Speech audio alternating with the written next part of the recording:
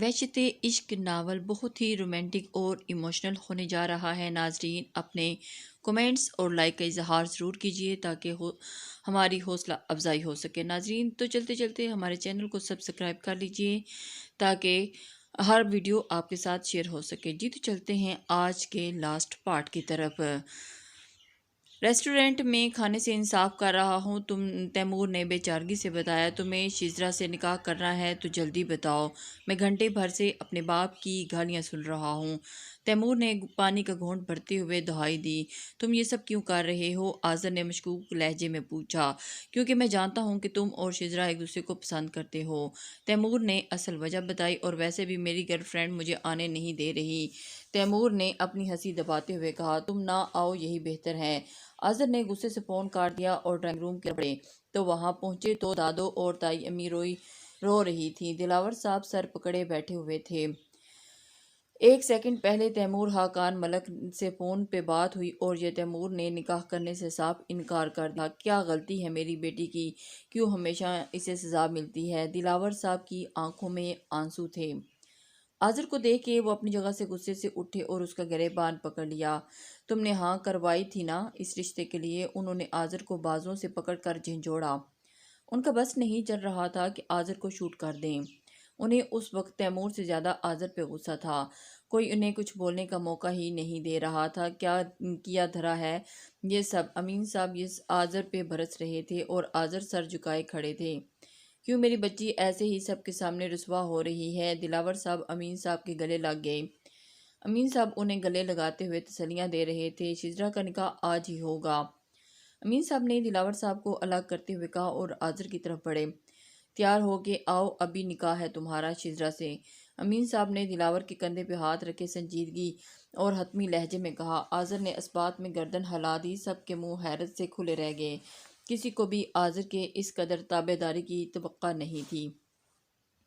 سب سکتے کسی کیفیت میں بیٹھ گئے۔ جاؤ تیار ہو کے آؤ، انہوں نے آذر کے کندھے پہ تھپکی دی۔ کیا اس لمحے اس کا سر فخر سے بلند ہوا تھا اور وہ اس بات پہ اپنے بھائی کے سامنے شرمندہ ہونے سے بچ گئے تھے؟ آذر خاموشی سے کمرے سے نکل گئے۔ میں آذر کے کپڑے نکال دوں؟ تائی امی اپنے آنسو صاف کرتے ہوئے اٹھیں اور آذر نے کمرے کی طرف چلی گئیں۔ باہر کہیں آذر میری بچی کو دیکھو، دلاور صاحب بولتے بولتے خاموش ہو گئے۔ کچھ نہیں ہوگا، اپنے بھائی پہ یقین رکھو، امین صاحب نے اسے تسلی دیتے ہوئے کہا۔ وہ کچھ اور ہی سوچ رہے تھے۔ مسز خاقان دادو کی طرف بڑھیں اور ہم بہت شرمندہ ہیں، ہو سکے تو ہمیں معاف کر دیں۔ مسز خاقان نے دادو کے سامنے ہاتھ جوڑ لیے۔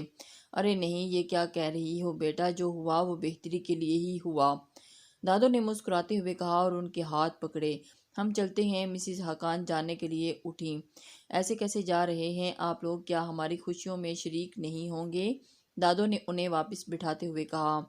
جو ہوا اسے بھول جائیں، اگر آپ ہماری خوشی میں شریک ہوں گے تو ہمیں بہت اچھا لگے گا۔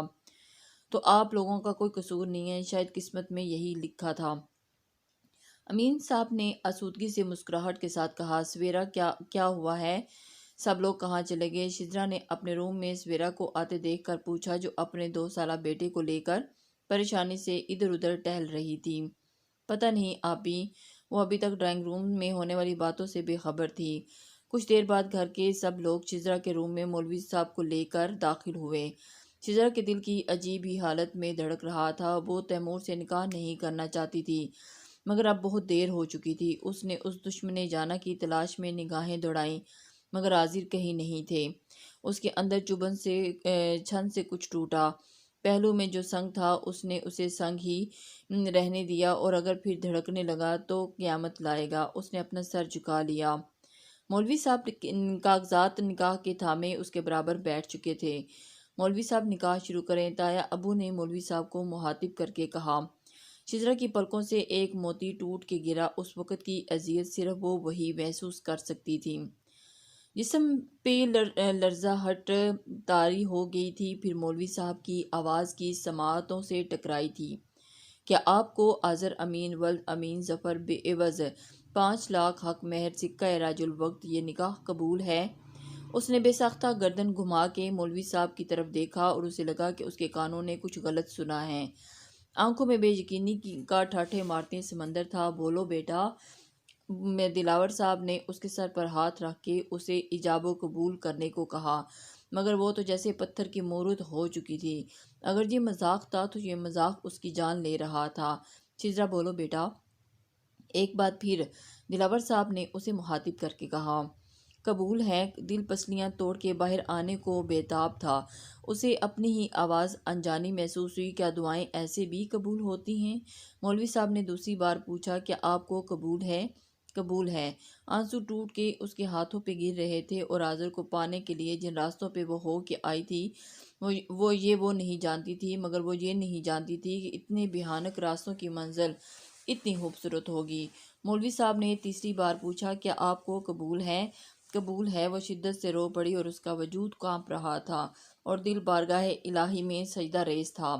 نکاح کے کاغذات پہ سائن کرتے ہوئے اس کے ہاتھوں کی لرزش اور وہاں موجود ہر شخص دیکھ سکتا تھا۔ نکاح ہو چکا تھا اور وہ آذر کے نام ہو چکی تھی۔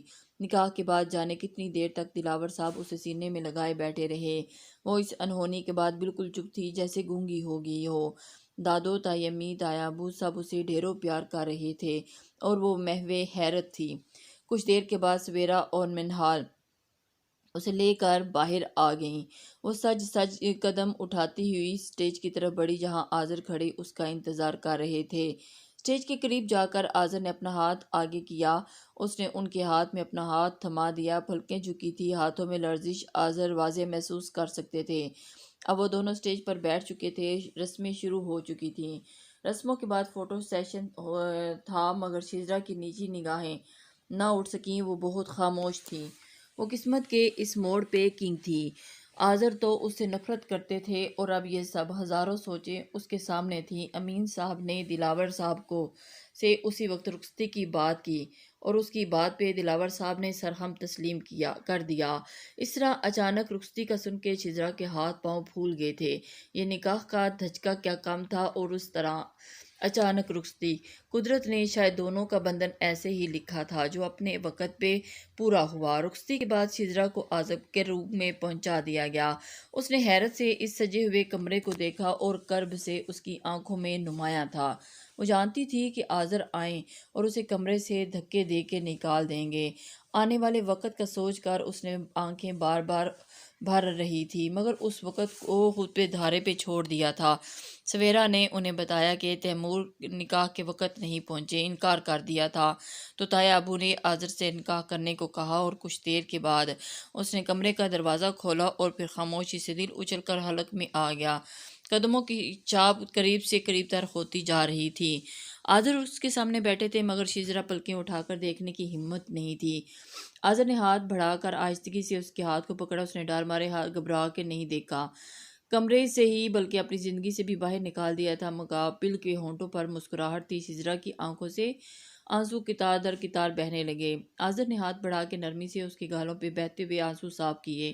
وہ ڈر کے پیچھے ہٹی۔ آذر کے لبوں پہ پھیکی سی مسکان آئی۔ معاف کر سکتی ہو مجھے؟ وہ اس کا ہاتھ تھامتے ہوئے سر جھکا کے اس کی مہندی کے رنگی ہاتھوں میں الجھ کر بول رہے تھے۔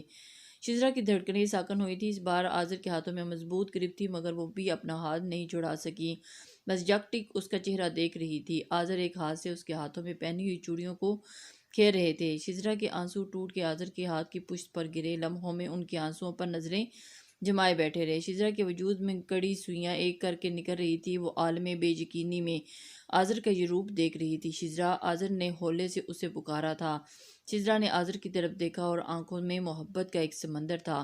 آج کتنے سالوں بعد اس نے شزرا کی آنکھوں میں اپنے لیے محبت دیکھی، اور اس تو ماہ و سال کا حساب بھی یاد نہیں۔ آپ تو مجھ سے نفرت، شزرا جملہ مکمل نہیں کر سکی۔ آنسوؤں نے اسے اجازت ہی نہیں دی۔ میں نے تم سے کبھی بھی نفرت نہیں کی، ہمیشہ تم سے محبت کی، بس میری محبت کی شکل بدل گئی۔ آذر اس کے سامنے سر جھکائے بول رہے تھے۔ ہاں، میں چلا چلا کے بولتا رہا کہ میں نفرت تم سے کرتا ہوں، خود کو یقین دلاتا رہا، مگر یہ دل جانتا تھا کہ میں نے تم سے ہمیشہ محبت کی، خود پہ بھی زبردستی کا ہول چڑھایا، شاید کبھی تم مجھے نفرت ہو جائے، مگر یہ ناممکن تھا، یہ میں بھی جانتا تھا۔ آذر کی آنکھوں میں ایک موتی ٹوٹ کر شزرا کے ہاتھوں کے رنگے ہاتھوں پہ گرا۔ تیمور نے نکاح سے انکار کر دیا، تو کیا تایا ابو نے آپ سے زبردستی نکاح کروایا؟ شزرا دل و دماغ سے اب تک قبول کر نہیں پا رہی تھی۔ تیمور جانتا تھا کہ ہم دونوں ایک دوسرے سے پیار کرتے ہیں، آذر نے مسکرا کے بتایا۔ اس وقت بھی تیمور کا فون آیا تھا کہ میں نکاح کے لیے راضی ہوں یا وہ آ جائے۔ آذر بول کے خاموش ہو گئے۔ پھر آذر کو خاموش ہوتے دیکھ کر شجرا نے اسے صبر نہ ہوا۔ پھر تو میں راضی تھا، آذر نے اس کے آنسوؤں پر اپنی پوروں پہ چنتے ہوئے کہا۔ آپ راضی تھے؟ شجرا نے بے یقینی سے پوچھا۔ ہاں، اب آذر سنجیدہ ہوئے تھے۔ کیوں؟ شجرا نے انہیں سنجیدہ دیکھ کے سوال کیا۔ میں جانتا ہوں تم نے منال کی وجہ سے مجھ سے شادی سے انکار کیا تھا۔ آذر نے اصل وجہ بتائی۔ شجرا ششدر رہ گئی، وہ سوچ بھی نہیں سکتی تھی کہ آذر کو حقیقت کا علم ہوگا۔ آپ کو کیسے پتہ یہ سب؟ شجرا نے دھڑکتے دل کے ساتھ سوال کیا۔ شجرا، کیا ہم اپنی نئی زندگی کی شروعات میں سب پرانی باتوں کو بھلا کے آگے بڑھ سکتے ہیں؟ آذر نے اس کا سوال نظر انداز کر کے اس کی آنکھوں میں جھانکتے ہوئے پوچھا۔ جو ہونا تھا وہ ہو چکا، میں ماضی بن گیا۔ اب ہم سب اپنے بارے میں سوچیں گے، جہاں صرف میں اور تم، باقی کوئی نہیں۔ آذر جذبات سے چور لہجے میں بول رہے تھے اور شجرا ماضی کی تلخیوں سے نکل رہی تھی۔ تمہیں میری نفرت سہنی پڑی، اس گھر سے دور ہونا پڑا، اپنا سب کچھ چھوڑنا پڑا میری وجہ سے۔ بس ایک بار مجھے معاف کر دو۔ آذر نے اس کے دونوں ہاتھوں کو پکڑ کر التجائیہ لہجے میں کہا۔ وہ خوشی کے اس مقام تھی کہ جہاں گرد و پیش کا ہوش نہیں تھا۔ اب آذر سے منہ موڑنا، ان کو ٹھکرانا کفرانے نعمت تھا اور وہ نعمت کو قدر کرنا جانتی تھی۔ بتاؤ نا، معاف کر دیا؟ آذر نے منت بھرے لہجے میں پوچھا۔ یہ اس کے لیے بالکل مختلف تھے جنہوں اس سالوں میں جاننا شروع کیا تھا۔ یہ تو وہی آذر تھے جو ہر دم اس کی محبت کا دم بھرتے تھے۔ ہاں، یہ وہی تھے جن کے نے شجرا نے ٹوٹ کے محبت کی تھی۔ آج کی رات غموں اندھیروں سے چھٹنے کے نام، آج کی رات کہکشاؤں کے نام، آج کی رات زندگی میں رنگ بھرنے کے نام تھی۔ آج کی رات آذر اور شجرا کے نام تھی۔ میں اپنے کیے گئے ہر ظلم کا کفارہ بھروں گا تمہاری آنکھوں میں تو آنسو تو دور کی بات، تمہارے چہرے پہ اداسی بھی نہیں آنے دوں گا، میرا وعدہ ہے تم سے۔ آذر اسے اپنے جذبوں کا یقین دلا رہے تھے اور شجرا دل و جان سے ان پہ یقین دلانا چاہتی تھی۔ بولو، معاف کرو گی مجھے؟ آذر نے اس کا چہرہ ہاتھوں میں پیالوں میں بھرتے ہوئے پوچھا۔ شجرا کی دھڑکنیں ساکن تھی، یادوں کی ذرا سی تاش پہ خواب ٹوٹ جائے گا۔ آذر کے لبوں پہ اس لمحے دلکش مسکراہٹ تھی۔ آذر نے دھیمے سے اس کی جھمکے کو چھوا تھا۔ سترنگی روشنی میں شرارے شجرا کے چہرے کا احاطہ کیا۔ کتنا ترسی تھی وہ ان لمحوں کے لیے، اس محبت کے لیے۔ آج وہی محبت اس کے سامنے بائیں پھیلائے کھڑی تھی، کیسے دور رہ سکتی ہے؟ وہ دل و جان سے اس پہ یقین لانا چاہتی تھی، مگر یقین کوئی ڈور اس کے ہاتھ نہیں آ رہی تھی۔ ایک آنسو پلکوں کی دہلیز پار کر کے اس کی آنکھوں میں آ ٹھہرے۔ آذر نے اسے آنکھوں میں سرزنش کی تھی۔ آذر، شجرا نے ان کا نام لیا تھا، وہ دل و جان سے اس کی طرف متوجہ تھے۔ میں نے آپ کے ساتھ بہت غلط کیا ہے نا؟ اس نے گیلے لہجے میں پوچھا۔ شجرا، جو ہونا تھا ہو گیا۔ ہم آج وعدہ کرتے ہیں کہ اپنے تلخ ماضی کی کوئی بات نہیں دہرائیں گے، کبھی اس بارے میں بات نہیں کریں گے۔ اب ہمارے سامنے صرف ہمارا حال ہوگا اور مستقبل۔ ماضی کی تلخی کا شائبہ تک ہماری زندگی پہ نہیں آ پڑے گا۔ آذر نے اپنے سینے سے لگاتے ہوئے وہ اسے اس بات میں سر ہلاتے ہوئے بے اختیار مسکرا دی، میری منہ دکھائی۔ شجرا نے سر اٹھا کے آذر کی آنکھوں میں مسکرا کر دیکھا۔ ہے نا میرے پاس؟ آذر نے جواب دیا اور اٹھ کے الماری کی طرف بڑھے اور اندرونی خانے میں ایک مخمل کا کیس نکال کے لائے اور اس کے برابر میں بیٹھ کے اس کا ہاتھ تھام لیا۔ آذر نے مخمل کی کیس میں انگوٹھی نکال کر شجرا کے ہاتھوں میں انگلی میں ڈالی تو شجرا حیرت سے انہیں دیکھ کے رہ گئی۔ یہ وہی انگوٹھی تھی جو آذر نے پہلی بار محبت کا اظہار کرتے ہوئے اسے دی تھی، اور شجرا محبت سے مکرتے ہوئے یہ انگوٹھی ان کی گاڑی میں چھوڑ آئی تھی۔ اس انگوٹھی کو آذر نے اتنے سالوں بعد سنبھال کے رکھا تھا، اور اس لمحے شجرا کا دل چاہا کہ وہ ساری دنیا کو جمع کر کے آذر کے لیے اپنی دیوانگی بتائے، وہ سب کو بتائے کہ یہ وہ شخص ہے، اتنا کتنا پیارا ہے۔ رات آہستہ آہستہ سرک رہی تھی اور اس نے اس کے کندھے پر سر رکھے غافل ہونے سے قبل ہی یہ سوچا تھا کہ اس رات کی صبح کتنی حسین ہوگی، من چاہی، خوشیوں بھری۔ آذر نے اس کے سوئے ہوئے چہرے پہ ایک نگاہ ڈالی اور بیڈ سے اٹھے تو آج انہیں ہر حال میں ماضی کو دفنانا تھا۔ وہ دبے پاؤں کمرے کا دروازہ کھول کے باہر نکل گئے اور اس سنسان راہداری میں خاموشی سے چلتے چلتے جا رہے تھے کہ آس پاس کے سارے کمروں میں سکوت چھایا تھا۔ سر جھکائے تیزی سے اس راہداری سے نکلے اور کچن کی طرف بڑھے۔ وہ ماضی کی ایک ایک چیز کو اپنی زندگی سے دور کر دینا، وہ اب اپنی زندگی میں صرف امن چاہتے تھے، اور اب انہیں شجرا کی آنکھوں میں ایک آنسو بھی گوارا نہیں تھا۔ ان کے ہاتھ میں منال کی ڈائری تھی، اسے طلب کرنا چاہتے تھے۔ وہ نہیں چاہتے تھے کہ شجرا کو اصل حقیقت کا علم ہو۔ کبھی کبھی آگہی سے نا آگہی بہتر ہوتی ہے۔ اب یہ نا آگہی ان کی زندگی کا حاصل بننے جا رہی تھی۔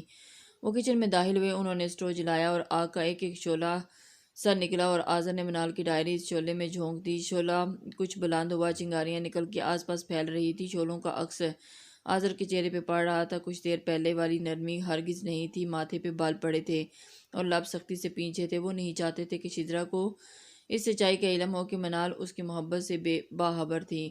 پہلے ہی وہ بہت دکھ دیکھ چکی تھی اور شاید وہ یہ دکھ اس سے برداشت نہیں ہو پاتا۔ آذر نے منال کا برہم رکھ لیا اور وہ شجرا کی منال کے لیے بے لوث بے غرض محبت دیکھ چکے تھے۔ اب اسے کسی اور کڑے امتحان سے نہیں گزارنا چاہتے تھے۔ ایک بہن کے سامنے اس کی بہن کا بھرم رکھنا چاہتے تھے۔ کچھ بھرم زندگی کا سہارا بنے ہوتے ہیں، اگر وہ بھرم ٹوٹ جائیں تو زندگی بے معنی ہونے لگتی ہے۔ اگر شجرا اس بات کی بھنک پڑ جاتی تو وہ نہ جانے کتنے ٹکڑوں میں بٹ جاتی، اور یہ آذر نہیں چاہتے تھے۔ ڈائری کے جل کے راکھ ہو چکی تھی اور آذر واپسی کے لیے قدم بڑھا دیے۔ وہ صبح بہت روشن تھی، ایک خوشیوں بھری صبح تھی، اور صبح جس کے آنے میں مدت لگی تھی وہ آ چکی تھی۔ انہوں نے بہت انتظار کیا اور یہ انتظار کی کیفیت بہت تکلیف دہ تھی۔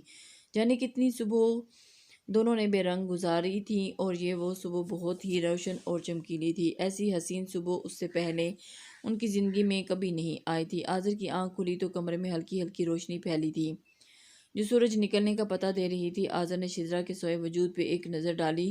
وہ سوتے ہوئے کسی معصوم بچے کی طرح لگ رہی تھی۔ آذر اٹھ کے فریش ہونے کے لیے چلے گئے۔ بال تولیے سے پونچھتے باہر آئے تو شجرا اب بھی بے خبر سو رہی تھی۔ سیسنا دروازہ بجا تو آذر دروازہ کھولنے چلے گئے۔ سامنے ہی تائی امی کھڑی تھی۔ انہوں نے دونوں کو نیچے آنے کا کہا۔ آذر پلٹ کے واپس کمرے میں آ گئے، کھڑکی سے پردے ہٹا دیے۔ تیز روشنی پورے کمرے میں پھیل گئی۔ شجرا نے بے چینی سے کروٹ لی اور تکیہ آنکھوں پہ رکھ لیا۔ آذر اس کی یہ حرکت دیکھ کے زیر لب مسکرائے۔ اٹھ جائیں مسز، صبح ہو چکی ہے، آذر نے اس کی آنکھوں سے تکیہ ہٹاتے ہوئے کہا۔ شجرا نے قسملندی سے آنکھیں کھولیں اور انہیں دیکھا اور اٹھ کے بیٹھ گئی۔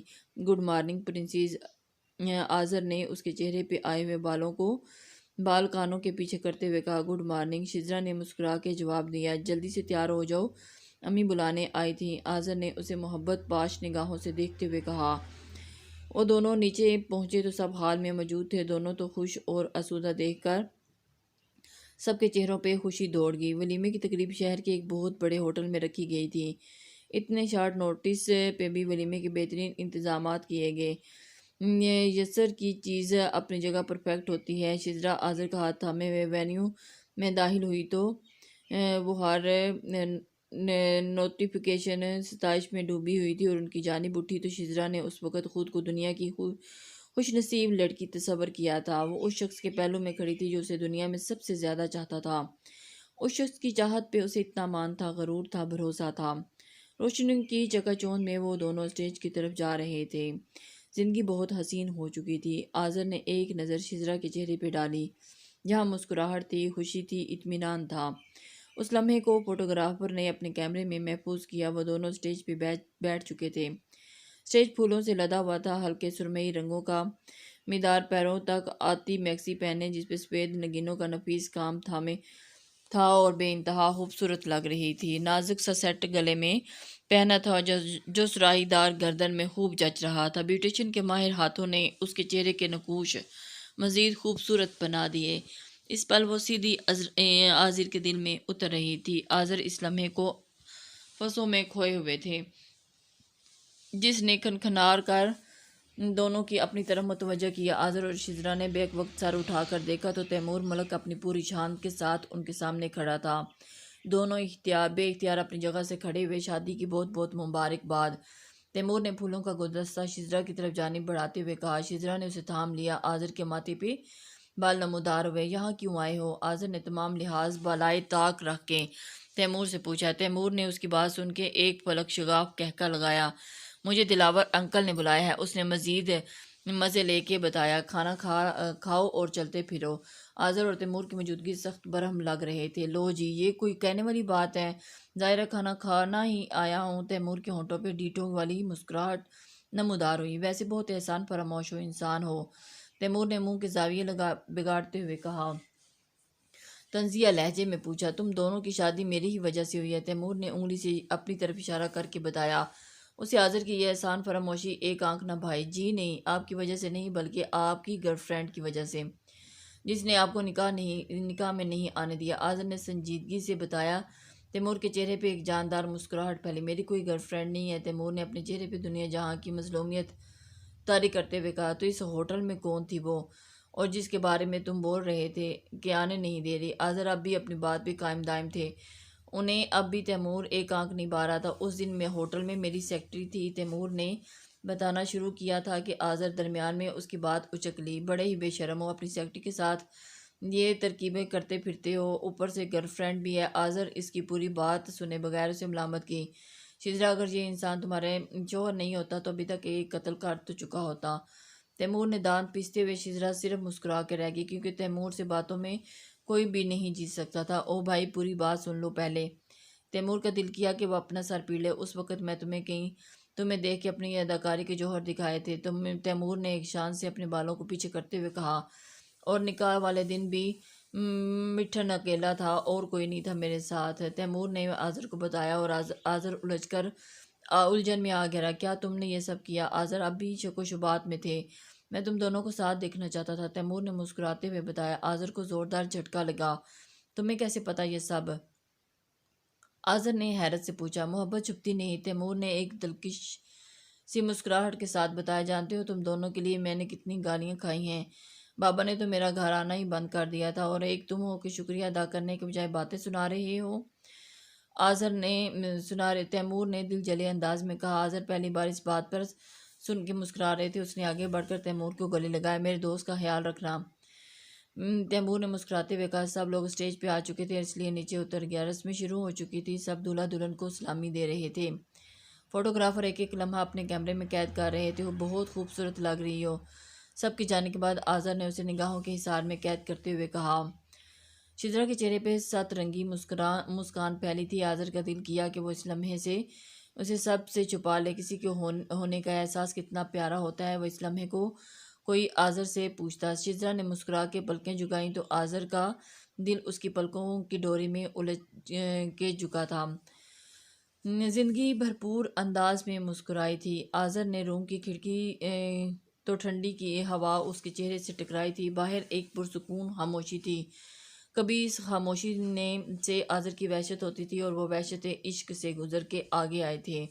جہاں ہر طرف آذر اندھیرا ہی تھا، عشق کی وحشت تھی۔ اب عشق کا سکون کوئی ان سے پوچھے۔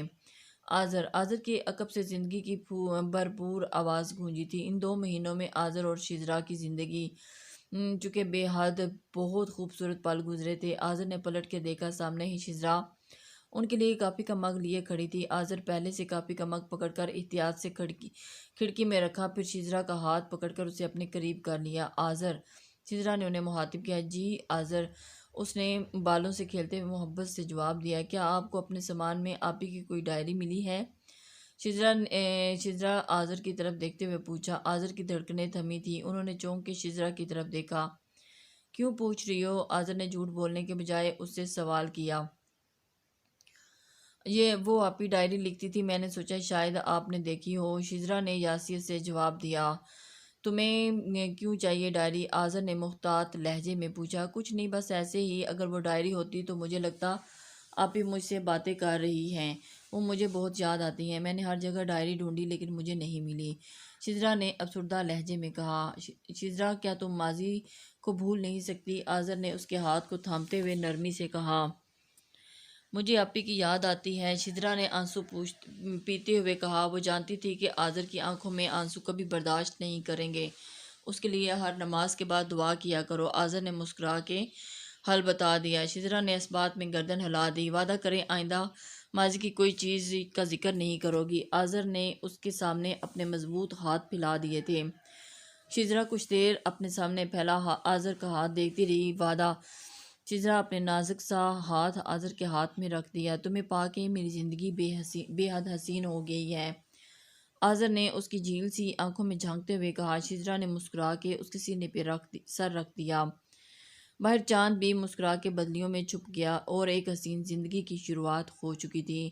ایک محبت کی کہانی مکمل ہوئی تھی۔ 2 پیار کرنے والے ملے تھے۔ ایک محبت کی کہانی امر ہوئی تھی۔ محبت تو دلوں پہ الہام کی صورت اترتی ہے۔ اب ہر طرف خوشیاں تھیں۔ محبت کی جیت ہو چکی تھی، اور میرا قلم محبت کو ان کی منزل پہ پہنچانے کے لیے اب تھم چکا تھا۔